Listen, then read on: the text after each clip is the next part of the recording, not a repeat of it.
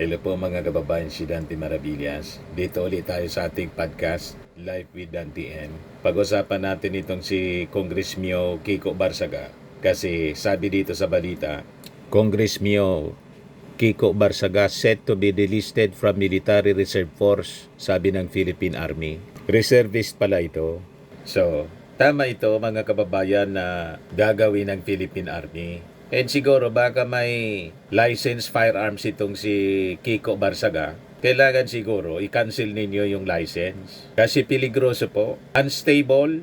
Kitang-kita sa kanya pong galawan. Sa kanyang mga aksyon. Dapat nga, madaliin din ang pag-expel nito as member of Congress. Yung reklamo sa Ethics Committee, dapat isulong na yon.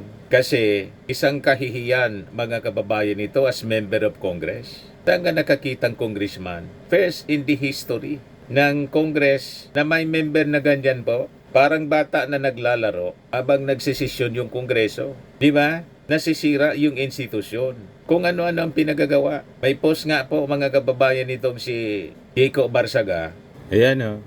Nananawagan daw siya for the impeachment ng ating Pangulong Bongbong Marcos due to his inability to bring justice for the hundreds of billions stolen from the DPWH flood control funds. Yan ang mga post niya. We will impeach President Marcos. Di mag-file ka ng impeachment. Sunod-sunod yung mga post, mga kababayan, kung ano-ano. Yan 2 hours ago, Marcos can remove me from the Philippine Reserve Forces, but he will never remove my desire to fight for the Filipino people. Peligroso po ito, mga kababayan, si Kiko Barsaga. Kailangan siguro nito na ipa-check up muna. Unstable po yung pag-iisip nito. Makikita naman ninyo sa kanyang mga behavior, sa kanyang mga aksyon sa Congress. Hindi na masaway ng nanay. At kung ano-ano pinagagawa, mga kababayan, nakabulastugan, pambabastos, pati si Sandro Marcos.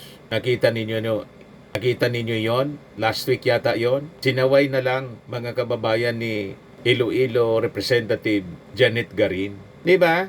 Yan o. Kung ano-anong akusasyon ang pinagpopost 2 hours ago. Tota rin ni Romualdez si Gibo Teodoro. Mas pipiliin niya magka-World War III kaysa labanan ng korupsyon ni Marcos. Sunod-sunod ang mga post niya, mga kababayan, na kung ano-anong kabulastugan. Defense Secretary Gibo Teodoro is very angry. It is because I oppose his plan to start a war with China. Imagine na mga akusasyon na ganyan, mga kababayan. Inaakusa si Gibo Teodoro na planong magsimula ng World War III. May ganun, mga kababayan. So tama lang ito, mga kababayan, na tanggalin siya from Military Reserve Force. Peligroso ito, mga kababayan, at isang kahihiyan sa Philippine Army. At sabi nga natin, kung may nais yung license firearm sa kanya, dapat kansilahin siguro. Peligroso baka kung makapanakit, mga kababayan. Di ba?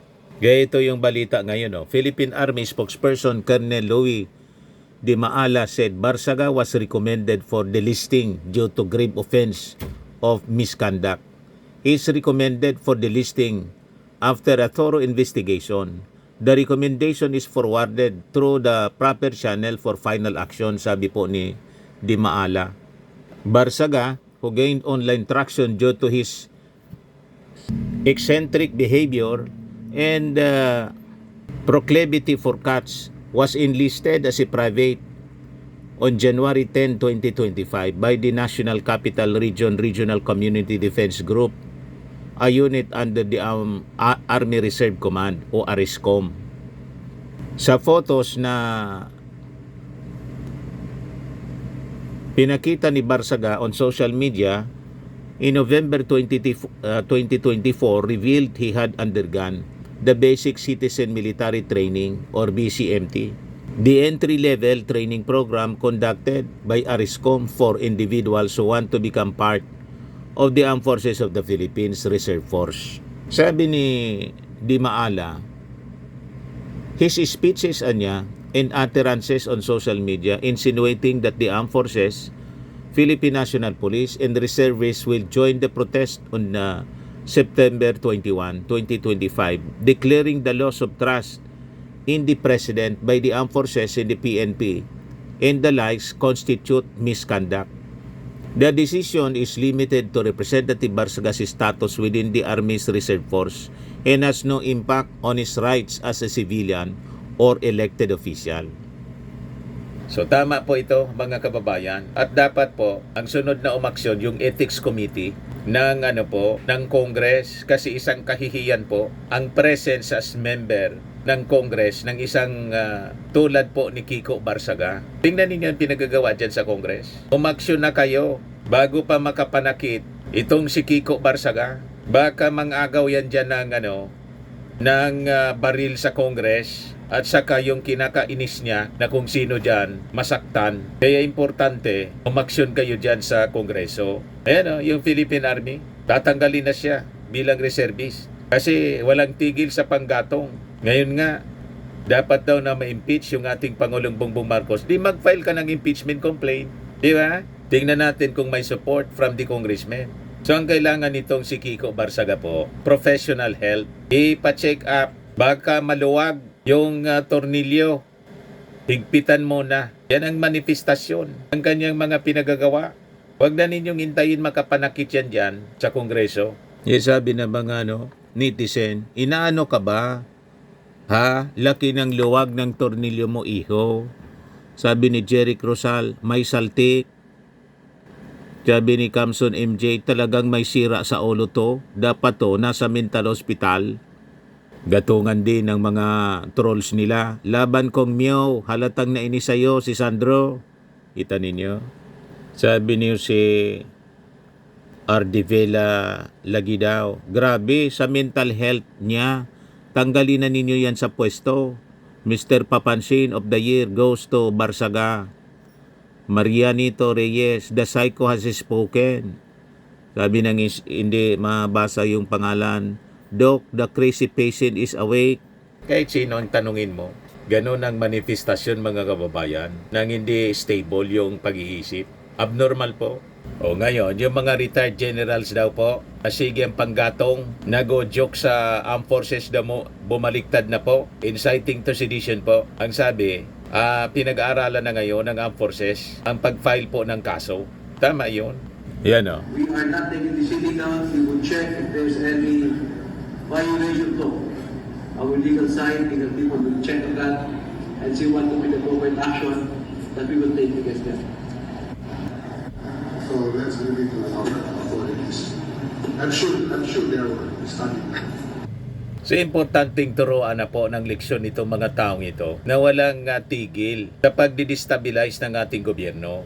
Harap-harapan po ang kanilang mga ginagawa, nanggagatong po ng gulo dito sa ating bansa para iluklok si Sara Duterte. Pagkatapos sasabihin ni Marcoleta, ang gulo-gulo na natin na niya dito sa Senado. Ang grupo ninyo at mga sympathizers ninyo, mga DDS, sila yung magugulo. Kahit nga yung mga vloggers ninyo nag-aaway-away. Yan pinuntahan na ng mga pulis doon sa Dahig.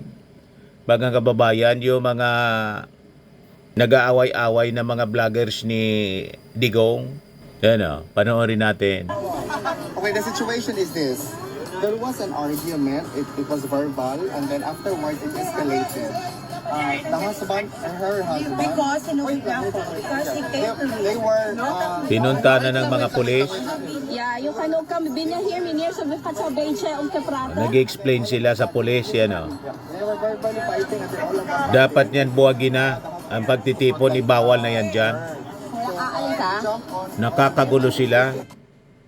Kaya mga kababayan, dumayo pa kayo dyan para manggulo. You see, pinaya ninyo ang kulay kayo manggi, ang pagiging Filipino. Display kayo ng masasamang ugali dyan. Palibasa, yung ina-idolize ninyong leader, kahit yung Santo Papa, pinagmumura. Si dating Pangulong US President, dating US President na si Barack Obama. Imagine that. So nasisira yung imahe ng mga mamamayang Filipino dahil sa mga pinagagawa ninyo dyan. Nagrarambulan sila mga kababayan dyan sa pinangalanan nilang lugar, Duterte Street, Duterte Park. Saan ka pulutin? May ordinansa na dyan na ipinasa para pangalanan yung lugar na pinagtitipunan ninyong Duterte Park, Duterte Street. Masyado kayong assuming. Yes, sabi dito, mangilan-ilan na lang kayo dyan at DDS. sa Dahig, Netherlands, tapos kayo pa nag-aaway-away. Mana talaga kayo sa idolo ninyo. Ang gulo-gulo. Dinala nyo pa dyan talaga sa Dahig ang pagiging war freak ninyo.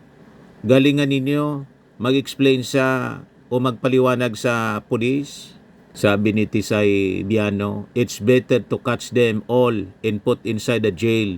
Ensure they will never create again trouble. Sabi ni Ferdinand Dabon, dinala talaga ugaling squatter sa Netherlands. Hirap pala talaga maging panatiko. Sabi ni Mark Anthony Sirilan, basta DDS pampagulo. Ginawa kakahiya kayo dyan sa Dahig. Sabi ni Nora Generoso, sana ipagbawal na sila dyan. Sabi ni Emil Bocaw, dinala pa ninyo dyan yung mga ugali ninyong pusali. Sabi ni Tito Solitario, ipagbawal na dapat ang pagtipon-tipon ng mga didilis dyan, nakakaya dyan pa nagkalat. Sabi ni Ana Debbie Canalpanes, kung ano ang idol nila, ganon din siyempre ang mga aliporis niya. Kanino pa ba nila nakuha yung kabastusan at walang dignidad? Huwag na tayong magtaka. May kinupyahan, sabi ni Juan Caceres Bernido Jr., pakihuli ang mga salot na yan. Sabi ni Larry Valmonte, ang gugulo nyo, di na nga maganda image ng Pilipinas dahil ang dating presidente ay nasa ICC, tapos nanggugulo pa kayo dyan. Kunting kahihiyan, ikinahihiya ng Filipino, mga taong ito. Saan ba kayo kumukuha ng fund para mag-stay kayo dyan? Siguradong may pumupundo mga kababayan. Dapat siguro ibawal na yung mga Filipino na magtipon-tipon dyan sa lugar na yan. Kasi tingnan ninyo, nagrumble na. Manang-mana sa leader, like followers talaga po. You see?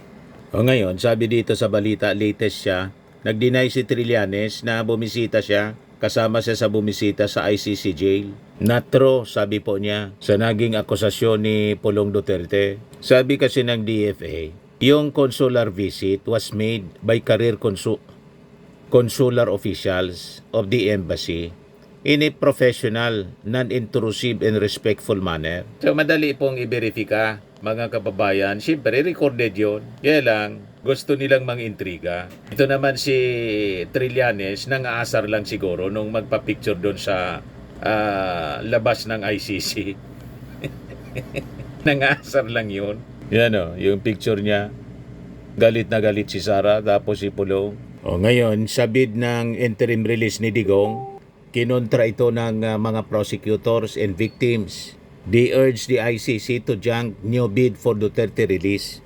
Sabi dyan, the prosecution niya has demonstrated through multiple filings that Mr. Duterte, if granted interim release, would be a flight risk, is likely to interfere with the proceedings and may commit further crimes. Sabi po nila. Sigurado po yan, mga kababayan. Pag pinalabas yan si Digong, di na yan babalik. Unang-una, di man nire-recognize ng defense ni Digong mismo yung jurisdiction ng ICC. Ang tawag niya doon sa pag-aresto sa kanya, kidnapping. Malinaw po. Paano babalik yan sa kidnapper? Ay, sa kidnapper. Babalik doon sa ICC for trial. Na ang paniwala nila, kinidnap siya ng gobyerno para isurrender sa Dahig. Di ba po? Yan man lang ang short video natin. Atid sa inyo ng napakagandang product mula sa from Australia. I am worldwide amazing pure organic barley powdered drink mix. Yung gusto mag-try nito at magnegosyo po, mag-message na lang po kayo sa akin, Dante Maravilla sa Facebook Messenger, o kung hindi sa aking anak, Chris Maravillas. So lagi ninyong tatandaan sa buhay, mga kababayan, you become what you believe. Bye-bye po.